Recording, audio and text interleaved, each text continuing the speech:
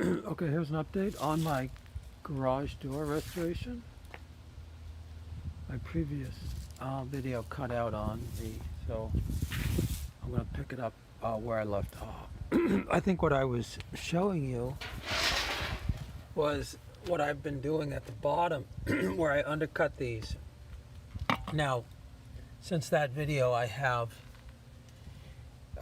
painted, but before I painted it I used this wood hardener. The reason I used the wood hardener was I wanted to strengthen the end grain on these trim boards. So I used the wood hardener. The thing about the wood hardener is it's very penetrating.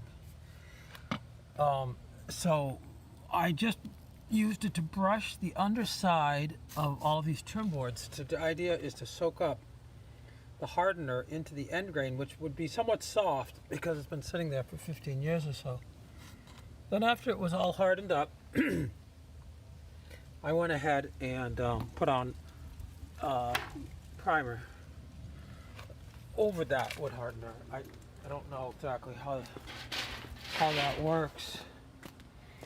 If the primer really does anything. Once the hardener is on it, it might be like glue. Now, when it's undercut, it's pretty easy to paint it. Okay, when the wood goes right down to the concrete, it is difficult to paint without getting the paint on the concrete. When it's undercut, that's rather easy. Okay. Now my plan is to caulk under there when I'm done. But now I'm getting back to my paint job. Okay. Now, with any paint job, a lot of times you spend 90% of the time prepping for the paint job. So I really wanted to paint it because of, the fact that I was losing the paint on the lower sections, and I had only primed them when I put them up 10 or 15 years ago. But now that I'm kind of going over this, I did notice several sections where the wood was rotted. So let me just show you an example. Here's a particular board, that used to go right there. Okay. Now I did notice that where it met here, I could tell that there was some rot. And it's an example of a board which is not treated, where the end grain has not been primed, for example.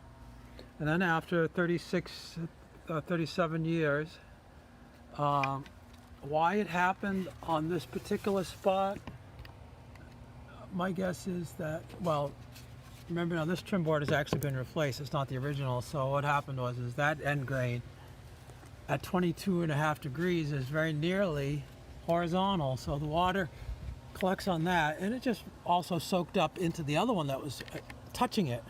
And then over time that rotted out. So I pulled that one off. I did have another replacement piece of cedar that was left over, and I cut it to that shape. I have primed the ends. That's ready to go on. I'll probably give a second coat of paint on the ends and then slap it in place. Now, I did find a significant amount of rot underneath where that rot was. In other words, it had gone down into the sheathing. In fact, in this particular spot right there, the sheathing was rotted all the way through the sheathing. When I see something like that, I like to just dig it all out. Now in this case, this is on the sheathing, and I dug all that out. I dried it off with a hair dryer. I treated it with the Boracare yesterday. I could have probably put the trim right over it, but I decided to fill the cavity. In this case, I just used some spare leftover caulking that I actually was looking to get rid of, or use up, I should say. Okay. I should say also that I applied the wood hardener to this end grain and to that end grain, neither of which had been treated. Okay. And I will, of course, I'll prime those also before I put the paint up, before I put that board in place. And this caulk is just filling this little void. It may not be necessary. I don't like having a void where I dug out the sheathing at that spot. Now, let me show you another trim board that I found damage on. It's right here. It's the one that went right there. So where I first saw damage was on the lower edge. And I started pecking away at that. I wasn't actually considering patching it even, because I thought at first it was small. Then I saw there was more, and then I did look up at the spot where the top where the paint had failed, and I noticed up there that the wood was actually spongy. You know, it's soft. You squeeze it and water comes out, so I know it wasn't great. Now, I decided to go ahead and pull that board off. The reason is because it's a trim board. This trim board is relatively easy to replace. Nothing else ties into it. It's not like a windowsill. It's not even like the casing on a windowsill, which was part of the original window. Structure of the window, it kind of relies on that, even though I do replace those. This board, nothing relies on this. So I pulled it out. And when I pulled it out, I did find the same story.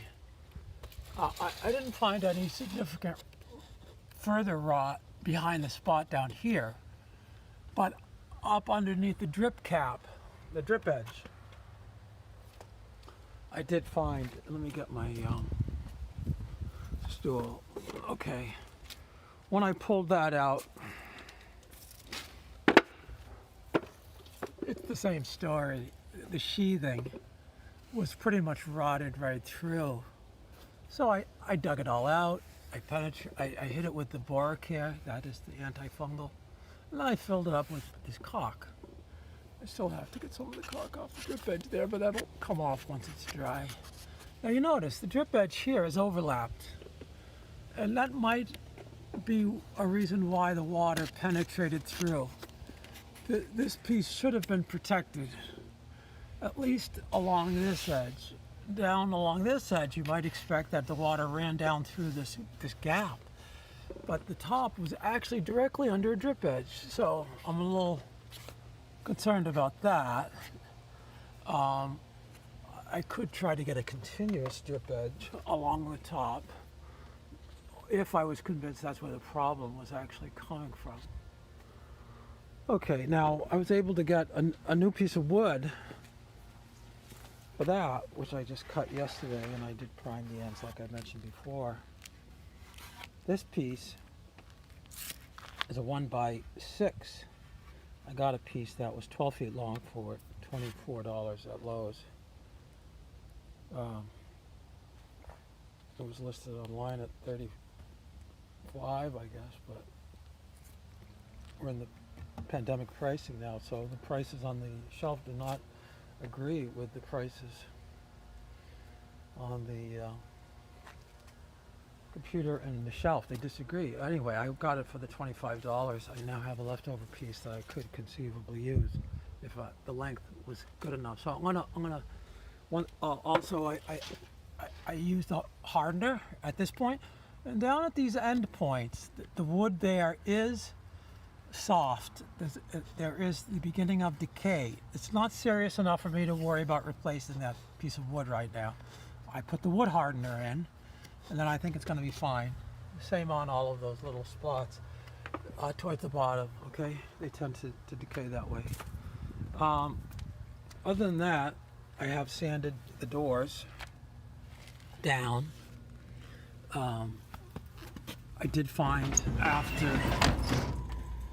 sanding them, you know, that the damage was a little deeper on this bottom panel than I was hoping. It was soft on that panel, so I will take wood hardener and I will try to like pour it down into this gap to try to harden up everything that's under there.